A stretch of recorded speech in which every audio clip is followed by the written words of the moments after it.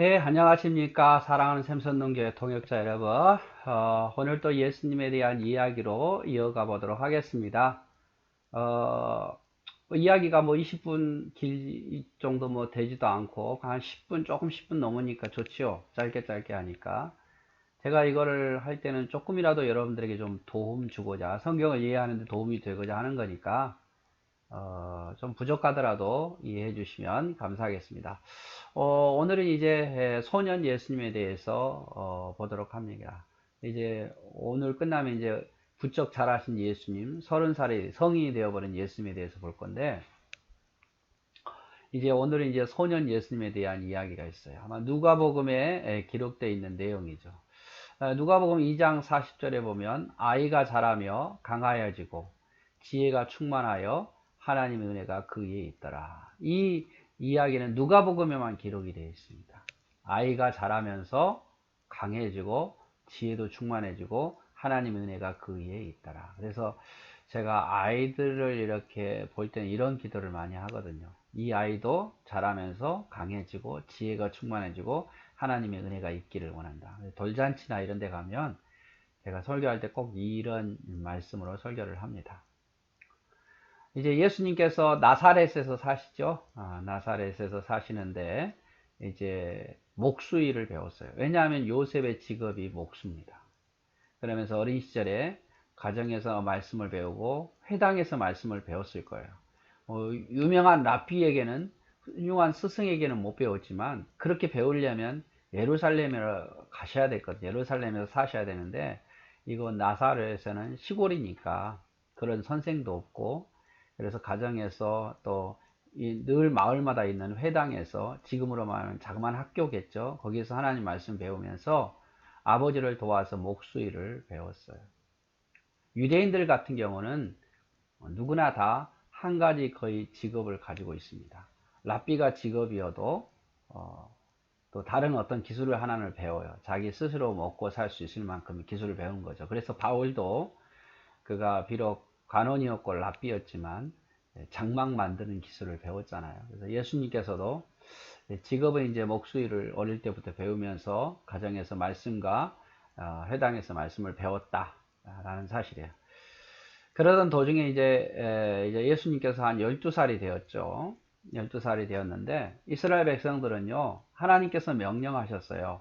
12살 이상의 모든 남자들은 1년에 3번씩 하나님께 나오라 라고 말했어요. 하나님께 나가야 된다면 결국 어디를 가야 되냐?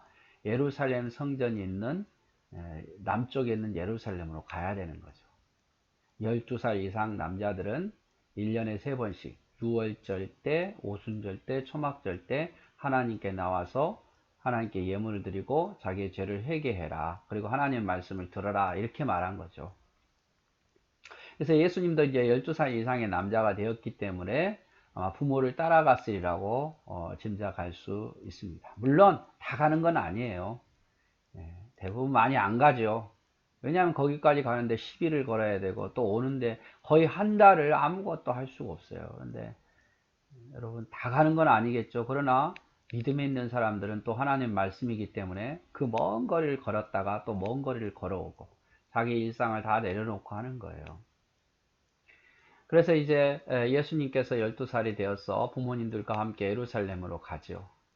아마 보통 6월절이나 뭐 오순절 하면 일주일을 지키기 때문에 8일 이상은 예루살렘에 머물면서, 먼 거리를 걸어서 예루살렘에서 머물면서 하나님의 말씀을 들었을 거예요.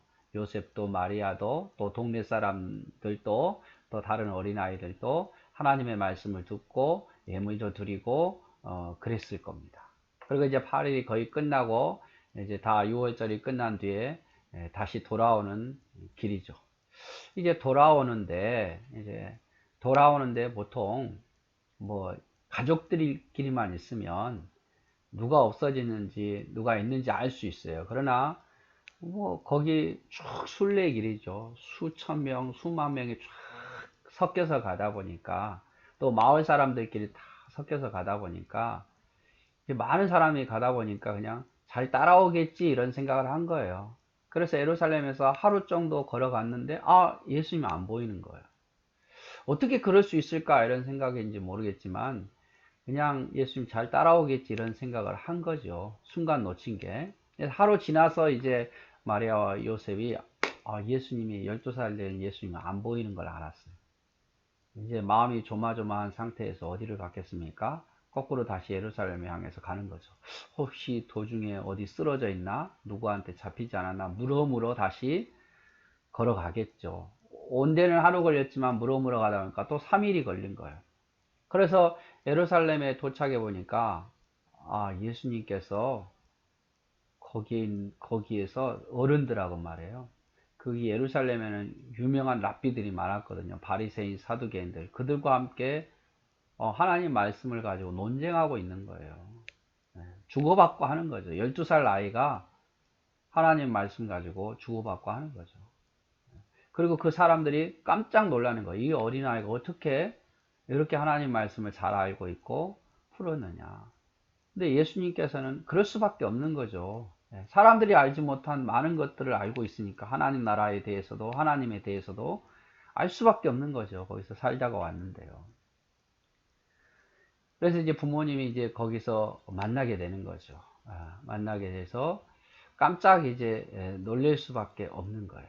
놀래서 아니 왜 여기 있냐고, 왜 우리를 따라오지 않았냐고 이렇게 부모님과 책망할 수도 있죠. 그래서 예수님께서 그때 뭐라고 말씀하시냐면 내가 내 아버지 집에 있어야 할 줄을 모르셨습니까?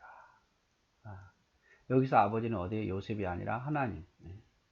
하나님의 성전에 내가 당연히 있어야지요. 이렇게 이야기를 하는 거예요. 그래서 이제 그것들을 마음에 또 마리아는 두는 거죠. 마리아는 마음에 두고 이 아이가 보통 아이가 아니구나. 태어날 때부터 알았겠지만 장차 이제 모든 사람들을 구원할 메시아라는 것을 더 느끼게 되는 거예요. 그리고 이제 예수님께서 이렇게 돌아오셔서 또 부모에게 자기 고집대로 하는 게 아니라 나사렛에 이르러서 누가복음 2장 51절에 보니까 나사렛에 이르러 순종하여 받드시더라 이렇게 되어 있거든요. 그래서 예수님은요 순종을 잘 하시는 분이었어요. 내가 뭐 하나님의 아들이야 해가지고 부모에게 불순종하는 게 아니라 부모에게 순종하면서 아버지 목수일을 돕고 어머니 일을 돕고. 여러분 그래서 믿음의 사람들은 순종을 잘해야 돼요. 그래서 부모에게 순종 잘하는 사람이 되어야 됩니다.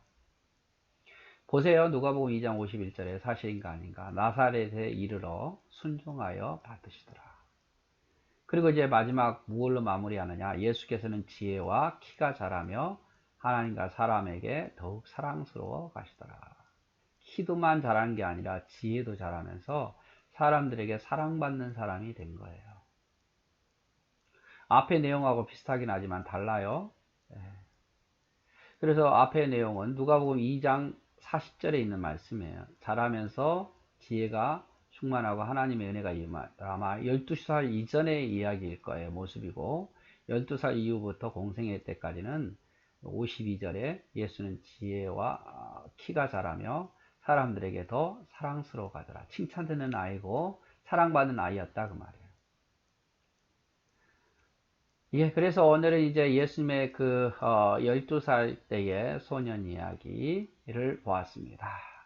예루살렘에 갔는데 돌아오지 않다가 놀란 것서 다시 돌아가 보니까 제사장들이나 이런 랍비들과 서로 하나님 말씀을 나누고 있더라 그 말이죠. 그 이야기에 대해서 우리가 보았죠. 그래서 여러분 우리 아이들 늘 기도하십시오.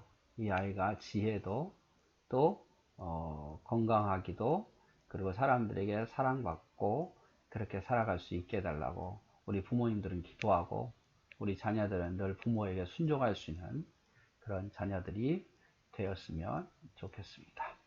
네, 사랑하고 축복합니다.